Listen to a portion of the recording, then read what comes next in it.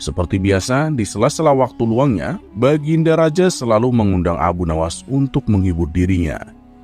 Dan permintaan Baginda Raja terkadang tidak masuk akal, yang membuat Abu Nawas kebingungan.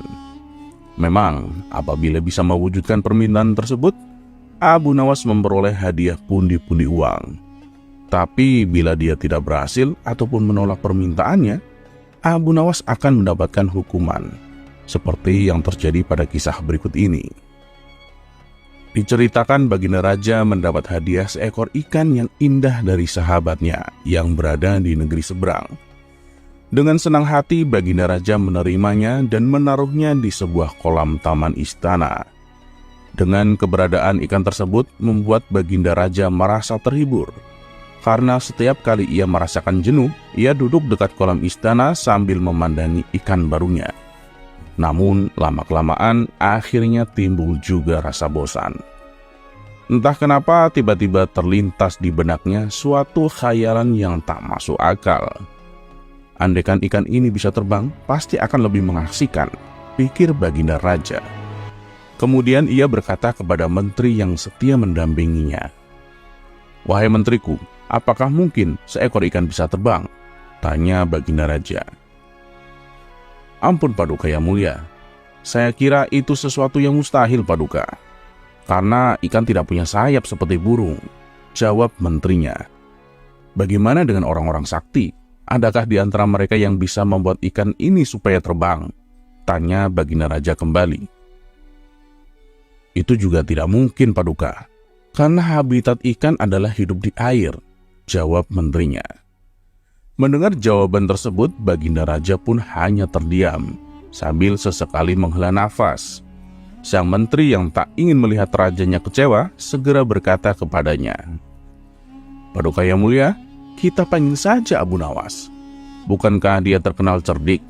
Kita suruh saja dia untuk membuat ikan Paduka bisa terbang," usul menterinya.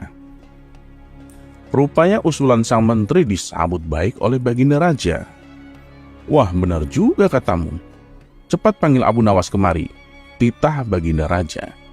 Singkat cerita, datanglah Abu Nawas ke istana dan menghadap Baginda Raja. "Ampun Paduka yang mulia, ada gerangan apa Paduka memanggil hamba?" tanya Abu Nawas. "Begini Abu Nawas, aku ada sebuah tugas untukmu. Jika kamu berhasil melakukannya, aku akan memberimu 1000 dinar, kata Baginda Raja. Sontak Abu Nawas terkejut karena uang yang ditawarkan jumlahnya sangat banyak dari biasanya. Karena tergiur oleh hadiah yang akan didapatkan, Abu Nawas langsung menyanggupinya. "Oke, siap Paduka yang mulia. Hamba akan melaksanakan tugas Paduka." "Tapi kalau boleh tahu, tugas apakah itu?" tanya Abu Nawas. "Mari ikut denganku Abu Nawas," ajak Baginda Raja. Kemudian Abu Nawas diantar ke sebuah kolam taman istana. "Kamu lihat ikan di dalam kolam itu? Aku ingin supaya ikan itu bisa terbang," kata Baginda Raja. "Maksud Paduka, saya disuruh membuat ikan bisa terbang?" tanya Abu Nawas keheranan. "Benar Abu Nawas, itulah tugas yang harus kamu lakukan," timpal Baginda Raja.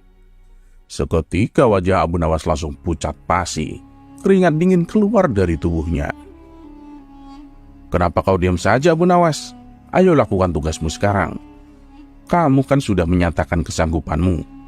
Ingat, apabila kamu menolak atau tidak berhasil menjalankan tugasmu, maka kamu akan dihukum," tegas Baginda Raja. "Ampun Paduka yang mulia, berilah hamba waktu seminggu Paduka," pinta Abu Nawas. Baginda Raja pun menyetujuinya dan mempersilahkan Abu Nawas untuk pulang. Sesampainya di rumah, Abu Nawas menghabiskan waktunya hanya dengan melamun meratapi nasib. Ia terus memikirkan bagaimana caranya supaya bisa lolos dari hukuman.